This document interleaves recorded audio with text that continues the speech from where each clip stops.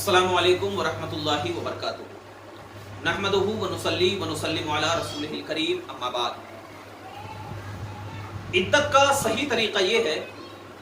कि जब किसी का शौहर इंतकाल कर जाए या उसको तलाक हो जाए,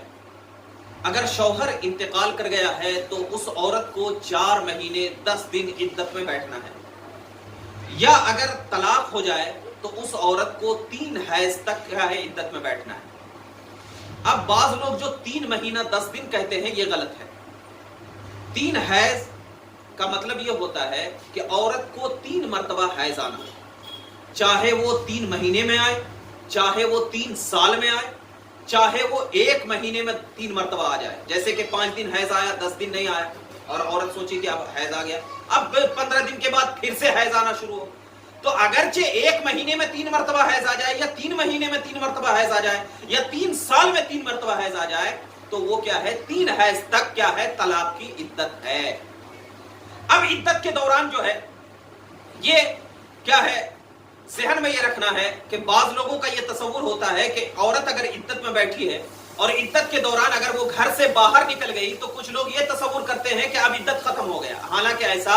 नहीं है। अगर औरत क्या है इद्दत के दौरान तो चाहिए कि वो घर में ही रहे,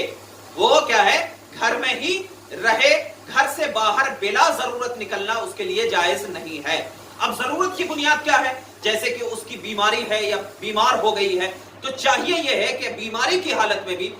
डॉक्टर अगर ज्यादा पैसे ले रहा है तो डॉक्टर को 100-200 ज्यादा देकर के अपने घर ही बुला ले, ये चाहिए। लेकिन अगर क्या है ये पॉसिबल नहीं है तो अब क्या है दिन में, अब क्या है दिन में क्या है वो दवाखाना जा सकती है, हॉस्पिटल जा सकती है और अपना चेकअप करा करके मगरिब तक वो आ सकती है। एक तो ये मसला। दूसरा ये है कि अगर इतनी ज्यादा तबीयत खराब है,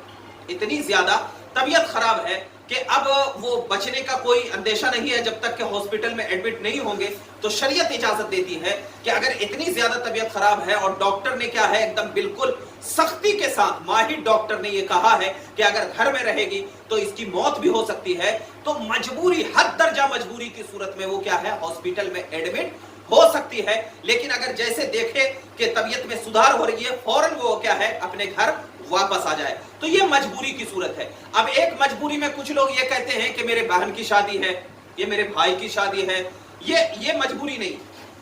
ये मजबूरी नहीं है। या अगर हमारे वालिद का इंतकाल हो गया है या किसी का, ये भी मजबूरी नहीं है। या हमारी माँ की तबीयत खराब है तो ये भी मजबूरी नहीं है। हाँ अलबत्ता अगर माँ की तबीयत खराब है और उसकी इयादत के लिए जाना चाहती है तो अब वो क्या है दिन में कुछ वक्त के लिए इयादत के लिए जाए और मगरिब से पहले तक क्या है वापस आ सकती है। ऐसे ही अगर वालिद का इंतकाल हो गया है और इसको गम लाहिक है तो दिन में बच कुछ वक्त के लिए जाए और वापस आ जाए। लेकिन शादी ब्याह वगैरह में जाना इद्दत के दौरान ये दुरुस्त नहीं है। तो इद्दत का सही तरीका ये है कि औरत अपने घर में क्या है अपने शौहर के घर में, यानी जहां पर तलाक हुआ है वहां पर क्या है शौहर के घर में रहे, और शौहर के घर में रहने के बाद क्या है वो